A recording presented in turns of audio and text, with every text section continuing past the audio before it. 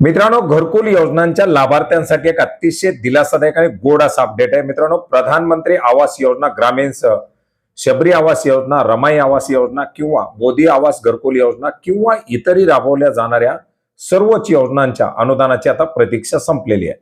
मित्रांनो, सध्या अर्थसंकल्पीय अधिवेशन सुरू आहे. या अर्थसंकल्पीय अधिवेशनामध्ये बऱ्याच साऱ्या लोकप्रतिनिधींच्या माध्यमातून घरकुलाचे हप्ते वितरित न करण्याबाबत आवाज उठवण्यात आलेला होता. पहिला हप्ता, दुसरा हप्ता, वाढीव 35,000 रुपयाचं अनुदान, या अनुदानाची न होणारी वितरण या संदर्भात मोठ्या प्रमाणात विचारणा करण्यात आलेली होती. आणि याच्याच माहितीस्तव मंत्री महोदयाच्या माध्यमातून केंद्र सरकारकडे निधीसाठी पाठपुरावा सुरू आहे. निधी उपलब्ध झाल्यानंतर या अनुदानाचं वितरण केलं जाईल अशा प्रकारची माहिती देण्यात आलेली होती. आणि गेल्या 3 ते 4 दिवसापासून प्रत्येक योजनाचा अनुसूचित जाती, अनुसूचित जमाती, वेगवेगळ्या योजनांची थकीत अनुदानं, ही अनुदानं वितरण करण्यासाठी निधी उपलब्ध करून देण्यात आलेला होता. प्रतीक्षा होती आता केंद्र शासनाच्या अनुदानाची. आणि अखेर केंद्र शासनाचा हप्ता आणि त्या समरूप राज्य शासनाचा हप्ता हा एकत्रितपणे 1100 कोटी रुपयाचा निधी वितरित करण्यासाठी आज 28 फेब्रुवारी 2026 रोजी मंजुरी देण्यात आलेली. एकंदरीत सध्या सुरू असलेल्या अर्थसंकल्पीय अधिवेशनामध्ये लोकप्रतिनिधींच्या माध्यमातून उठवलेला आवाज कुठंतरी आता या जनसामान्याच्या कामी आलेला आहे.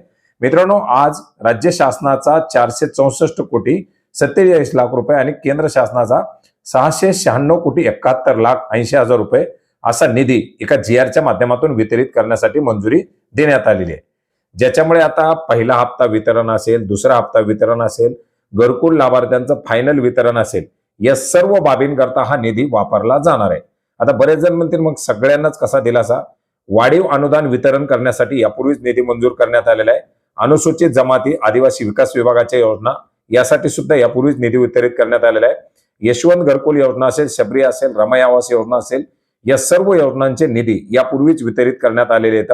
आणि आता प्रतीक्षा होती ते म्हणजे सर्वसाधारण प्रवर्ग प्रधानमंत्री आवास योजना ग्रामीण, कारण याच्या अंतर्गत मोठ्या प्रमाणात निधीची गरज होती. आणि याच्यासाठी आता हा 1161 कोटी रुपयाचा निधी उपलब्ध करून देण्यात आलेला आहे. साधारणपणे याची प्रक्रिया पार पाडण्यासाठी 8 दिवस ते 12 दिवस 15 दिवसाचा कालावधी जाऊ शकतो. परंतु 10 मार्च ते 15 मार्च पर्यंत सर्व घरकुलाच्या लाभार्थ्यांच्या खात्यामध्ये या निधीचं वितरण केलं जाऊ शकतं.